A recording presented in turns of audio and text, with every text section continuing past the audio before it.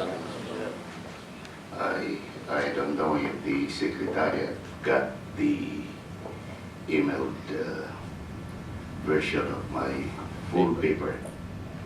But anyway, I have it, I think shortly before departing from Manila, I sent it to Brother Dr. Bakar and Dr. Alisaman. But anyway, I have it here.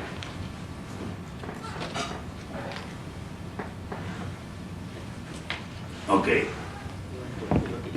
Well, I did not use this one. Anyway, it's there. You can give the participants a copy of this. So, for purposes of trying to minimize the time for the presentation and emphasize some important points pertaining to the topic assigned to me. The paper I prepared for this conference addresses the need for multiculturalist education and multicultural societies, incorporating Islamic ethics in the educational system of Mindanao State University, Philippines. You know, the experience of the Philippines is very much like the experiences of most countries worldwide. Unlike before, where there were plenty of relatively ethnoculturally or racially homogeneous countries or societies, given the advances in information, communication, transportation, technologies, practically almost all of the countries in the world today have become multicultural, multiracial. And the more it is necessary that, you know what's so intriguing with the contemporary situation is that people themselves have to demand that the government be responsive to their fundamental human needs. Instead of the government not waiting for their constituents to complain, to protest, to demand for responsiveness. If government is really an instrument designed to ensure the fulfillment of the fundamental human needs of their constituents, then necessarily governance reform initiative should be sustained by all countries. So if I were to give one sentence explanation how come a lot of countries continue to fail to address, to confront, continue to be faced with problems of ethnic conflict. It's practically because while the countries themselves are multicultural, their governance, the management of the economy, social relations are not multiculturalist. Being multicultural is different from being multiculturalist. For a government to be multiculturalist, meaning there are appropriate responses addressing the multicultural character of a particular country. Take the case of the Philippines.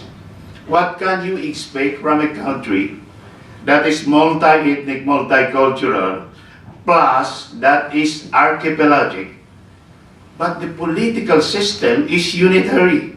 And you know, a unitary political system is intended to govern a culturally homogeneous country. That is the reason why you can have one size fits all approach, because of the countries being homogeneous.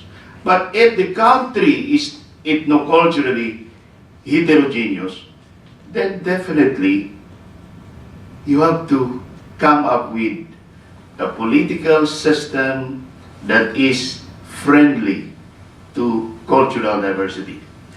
Okay, let me read my paper. I do not like to You know, I am used to lecturing all day, Saturday, Sunday in my graduate courses in the Philippines. Now, this paper is basically focused on the application of Islamic ethics in the educational system of the Mindanao State University. This is my proposal as a scholar and president of the Mindanao State University. I have no doubt about the relevance of Islamic ethics to us, and therefore my concern as a Muslim president of that university is to ensure that gradually Islamic ethics and the Islamicity of the operation of the Mindanao State University is hastened, intensified appropriately without antagonizing the majority in the country. That is where we have to be relatively creative. The growing, let me discuss briefly my own theoretical framework for this paper. The growing number and intensity of violent ethnic conflict in many parts of the world suggests the unresponsiveness of prevailing government responses or approaches to the same problem. According to the United Nations Development Program in its Human Development Report, there is a global imperative to accommodate people's growing demands for their inclusion in society, for respect of their ethnicity, religion, and language.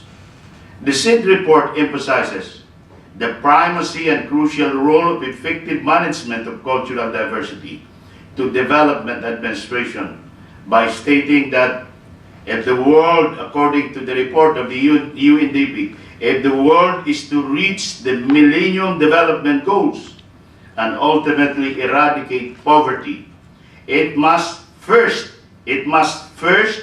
successfully confront the challenge of how to build inclusive, culturally diverse societies. Not just because doing so successfully is a precondition for countries to focus properly on other priorities of economic growth, health, and education for all citizens, but because allowing people full cultural expression is an important development in itself.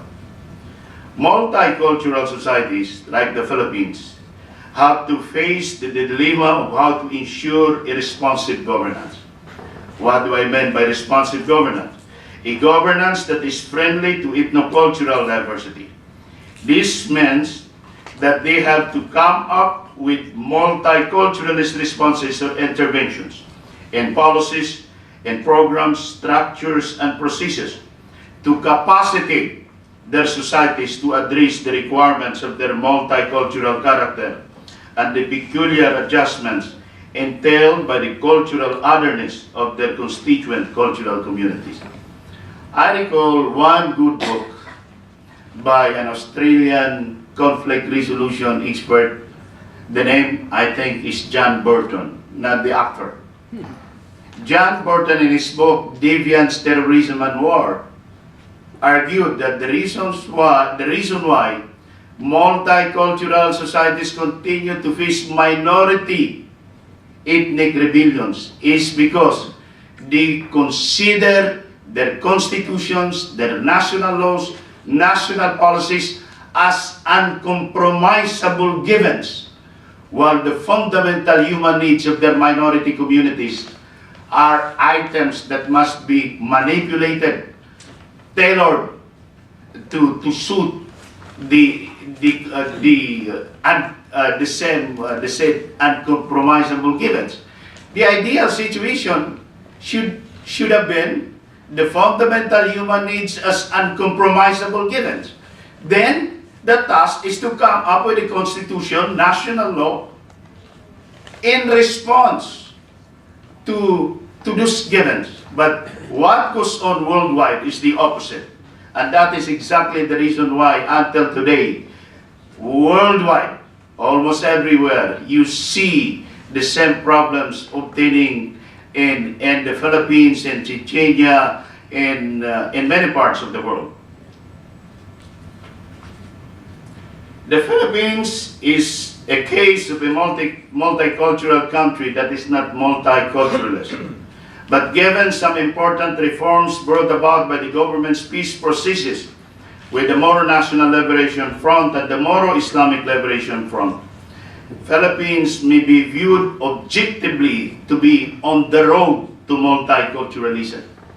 The regional autonomy, I think, must be upgraded. It must not be abolished, but it should be strengthened further instead of abolishing it as some have been advocating in the Philippines.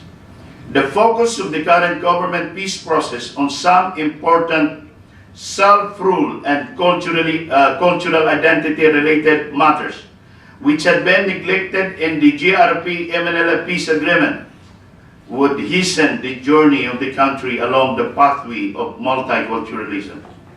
It must be stressed that achieving national political stability and unity and a multicultural society warrants, and this was discussed clearly by Brother Dr.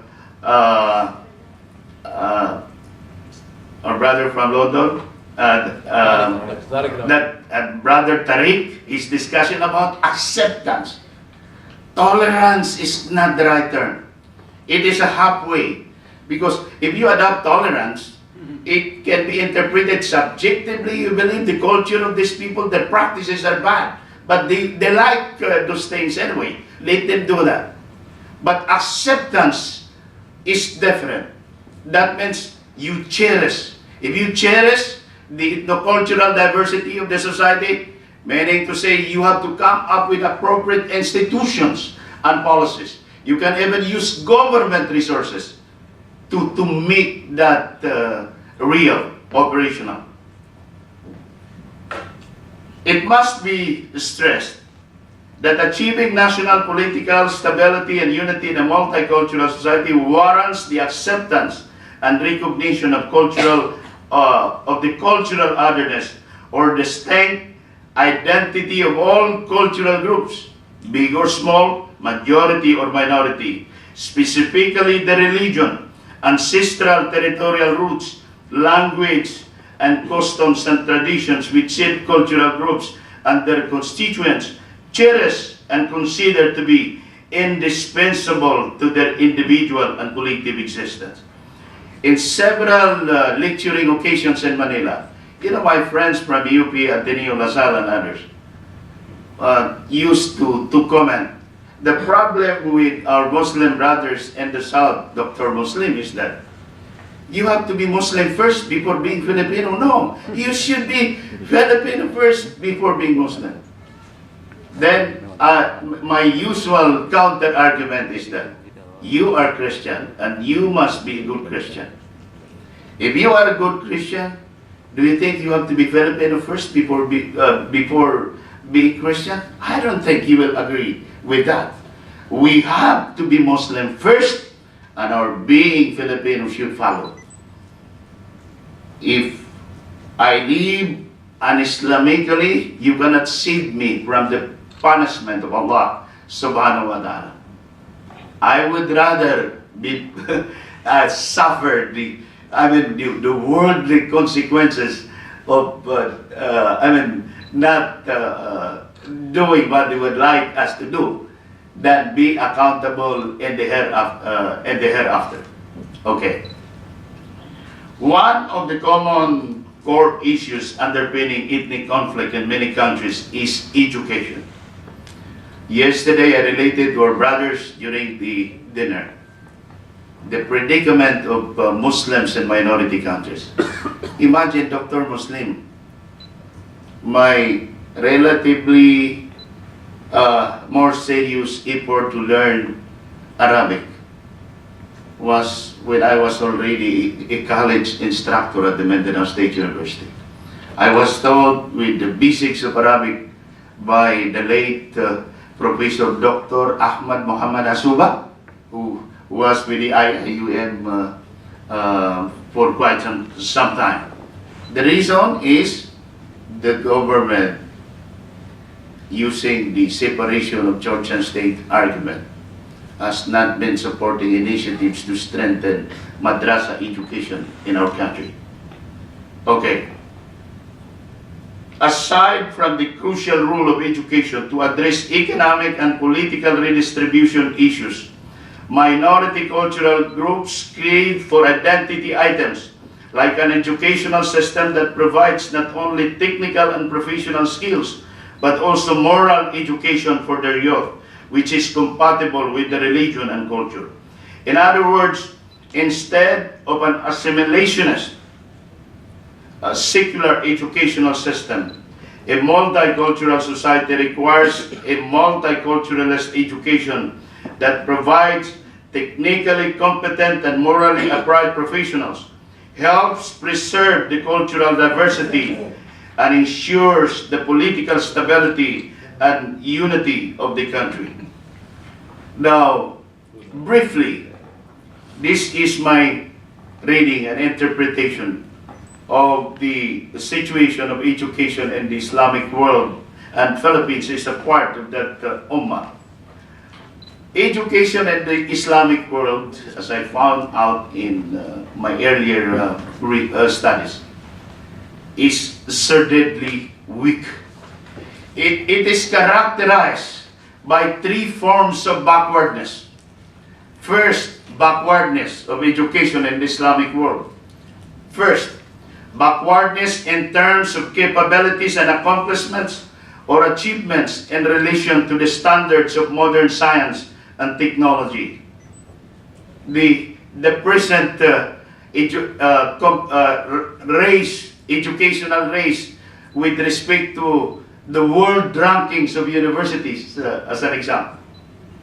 Okay. Backwardness, second backwardness of education in the Islamic world. Backwardness in terms of responsiveness or compatibility with pertinent Islamic teachings and principles. And third form of backwardness, backwardness in terms of the needs for a balanced emphasis on the materialistic and economic goals of education and its spiritual and moral purposes. Universities and colleges in Muslim countries are now engaged in frenetic efforts to catch up with higher education institutions, HEIs, in developed and developing countries in the global race in education, research and innovation, and scientific development. But in addition to their current catching up initiatives in the areas of modern science and technology, higher education institutions in the Islamic world should take some bold initiatives to ensure that the knowledge produced, their production, their application, and their dissemination are compatible with Islam. Moreover, there is a need to strengthen the moral or ethical educational components of the educational system in the Islamic world.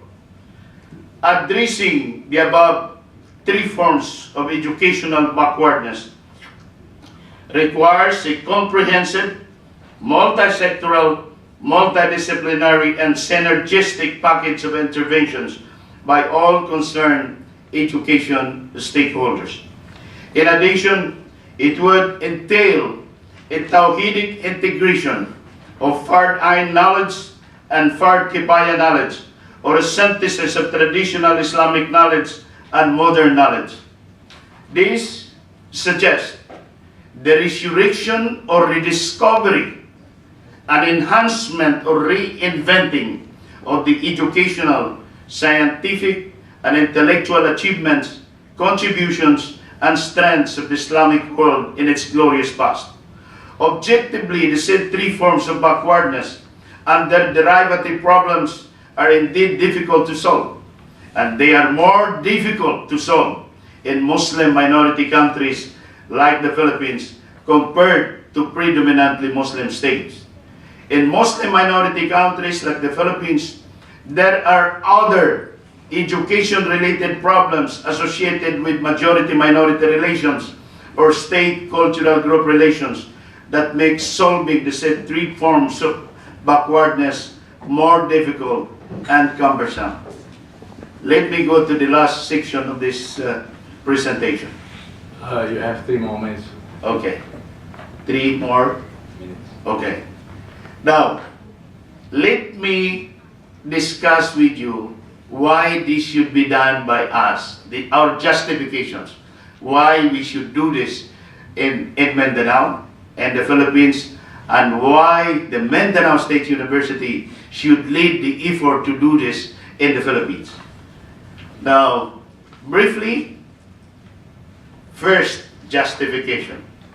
Like other higher education institutions, MSU has the twin task of producing professionally and technically competent graduates and molding them to become responsible and morally upright. Second, the relevance of Islamic ethics to efforts aimed at solving or eradicating the problems I mentioned. Third, the need to develop the Muslim Filipinos in accordance with the distinct requirements of their Islamic identity. Fourth, justification, the need to capacitate the Muslim communities to contribute to local and national development efforts. Fifth, MSU's important task to produce future leaders, which it has been performing successfully in the last 5 decades. Number 6, most of the 11 campuses of MSU are located in the conflict-affected areas of Mindanao. Number 7, the widely known prestige and influence of MSU in the entire Mindanao, Sulu, and Palawan region. That is the charter-mandated service area of the university, and in the rest of the country. Established in 1961, MSU is the premier state university in southern Philippines, which is strategically distributed in 8 provinces in 4 regions of Mindanao. 8. MSU charter mandated role as social laboratory for integration and inter-ethnic or interfaith understanding and cooperation. In our university, there is a deliberate mixing of Muslim and Christian in the dormitories, in student organizations, and others. 9. MSU has the academic manpower with relevant education, training, and experience. You will find them in our King Faisal Center for Islamic and Arabic Studies, College of Education, College of Public Affairs, College of Business Administration, College of Social Sciences and Humanities. MSU main campus in Marawi City and some other campuses have several degree programs to which relevant topics in Islamic ethics can be incorporated or mainstreamed. In addition to their baccalaureate programs in Islamic Studies, Sharia, Arabic Studies, some of the campuses have degree programs in education, public administration, community development, social work, political science, business administration, and others. Then, the need to advance the peace process in Mindanao, particularly in relation to Moro revolutionary organizations. Lastly, the need to address the still substantial level of prejudice against Muslim Filipinos and to enhance intercultural or interfaith relations in Mindanao and the rest of the country. The historical antagonism between the Muslims and Christians in the Philippines relatively was aggravated by the widespread Islamophobia spawned by the 9/11 crisis in the U.S. and related security problems. This inter-ethnic prejudice is very much present in the Philippines. And to conclude, let me cite to you a lecture in just a few seconds, brother. According to Father Gaspar in a conference in Davao City, he found out in a study of intercultural relations. According to him, intercultural relations studies for more than 2 decades involving the Muslims and Christians in Mindanao show that the level of prejudice is heavier on the side of the Christian in relation to the Muslims than on the side of the Muslim in relation to the Christians. Former General Santos City Mayor Rosalita Nunez found out in her masteral thesis at the NDCP. Her study required her to ask a group of Muslim rank and file workers, Christian rank and file workers.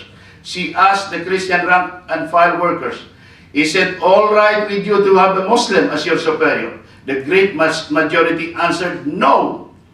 And then she asked her Muslim rank and file workers as respondents, is it all right with you guys to have a Christian as your superior? And the majority of the Muslims answered, yes, no problem. So basically, the Muslim problem in Mindanao can be considered to be, according to Mayor Nunez, is a Christian problem. Who until today, the Christians in the Philippines cannot accept their the Muslim Filipinos as their co-equal Filipino citizens. Thank you. Assalamu alaikum. Wa alaikum salam. Thank you very much. I appreciate that you have already given you applause. Can I have please come forward here? Now, brothers, we have about 15-20 minutes time for discussions, and I'd like to say in brief about the first presentations. Aceh is a very unique area of Indonesia. The Indonesian history books say that Indonesia is controlled by the Dutch for 350 years, colonized. But Aceh was only colonized for 8 years. The last Aceh war was finished only in 1937. Actually, similarly, in other places, even in Java, if you take the Java War, which was led by Pangeran Diponegoro, it was finished in 1830. From that to our independence, only 120 years. But how come our government put in the book that we were colonized by the Dutch for 300 years? It was true when they came to Indonesia. It was in 1595. That was from that time to it was about 350 years. Number one.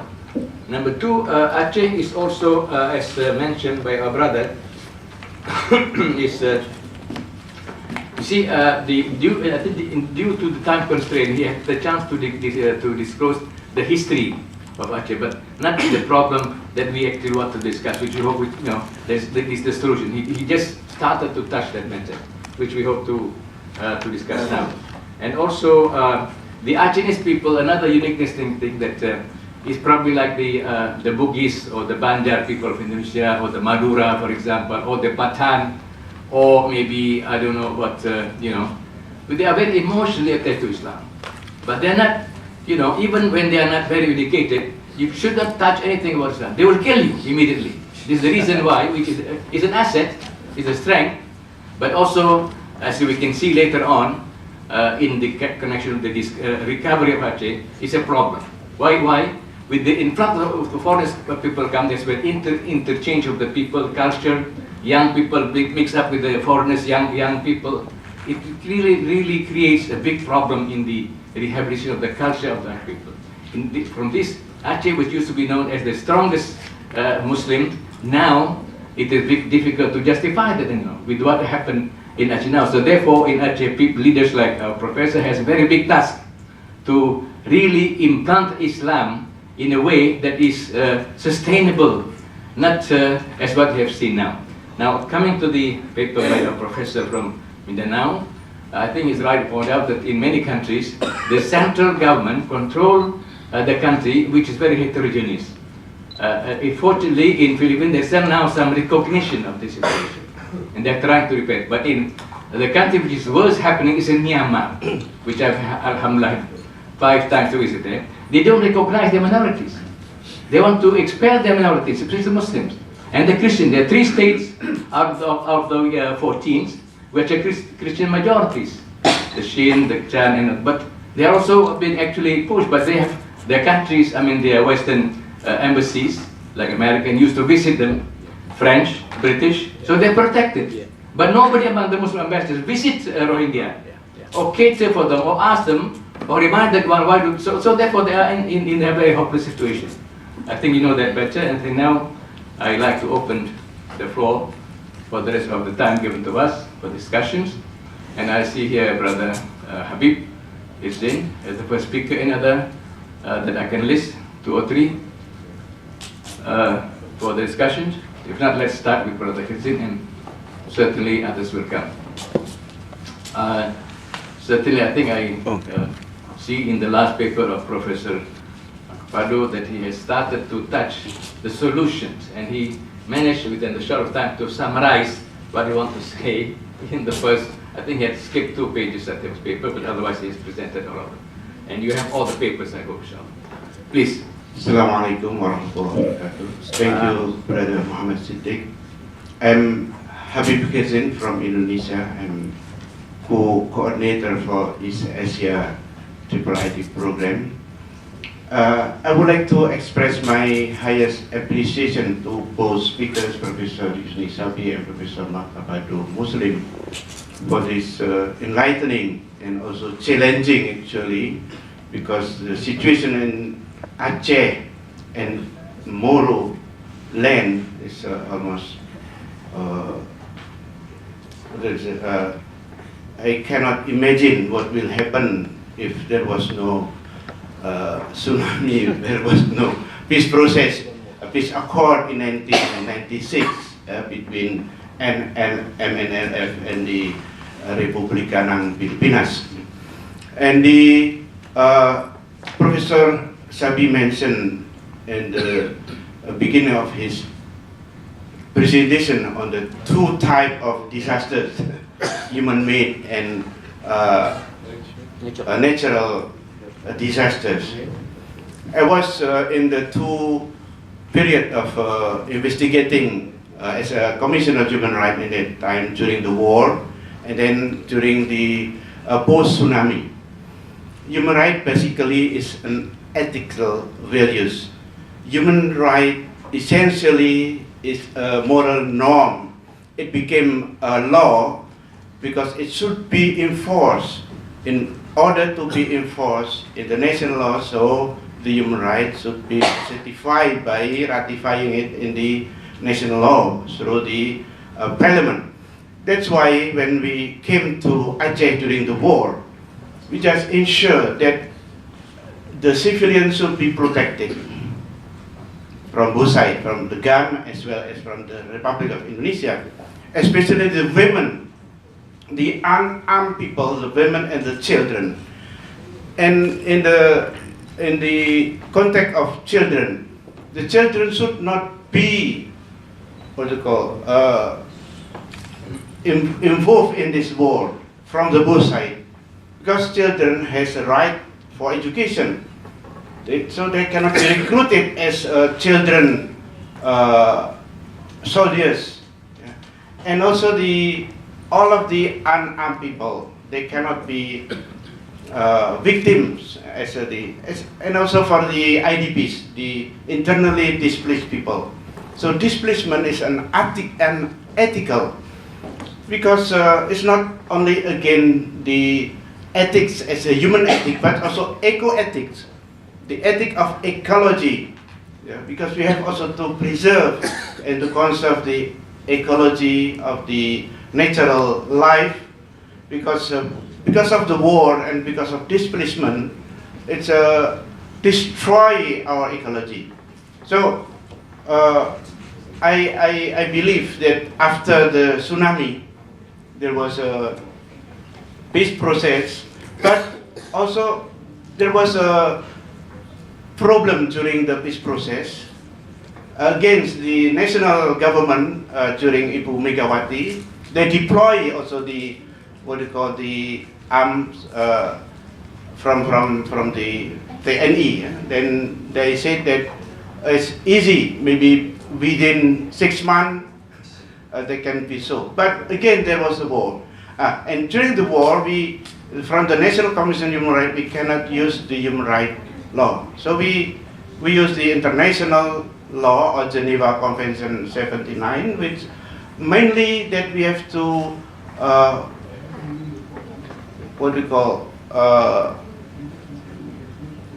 ensure that the civilians should be protected. And after the tsunami, we were there with Brother Yusuf Islam, Brother. Excuse me. What is it, English? We have time constraint. Yeah. So the most important that the ethical basis is protecting life, especially from the Maqasid Sharia, protecting the dignity and so on and so forth. In the southern Philippines, also we have the same question. So actually, ethics should be also related to Maqasid Sharia. And Maqasid Sharia, it could be a basis for an Islamic ethic. We discussed this yesterday, actually. It was Okay, exactly good. the same thing. Then what I would like to mention here that for the development in the Philippines as well as in the Aceh, I saw that the university and universities, not only university, could be a center, not only for sanctuary but also for ethical development or development, ethical development based in the southern Philippines as well as in Aceh. Thank you very much. Ethic based on development. Right, ethic based development. Any other questions or comments or questions? We're coming close to the times. We still have a few more minutes. Yeah, please, brother. Bismillahirrahmanirrahim. Thank you to both speakers for the presentation. I just have a remark that I'd like to share with Professor Yusny about teaching Islamic values in education institution post tsunami Aceh.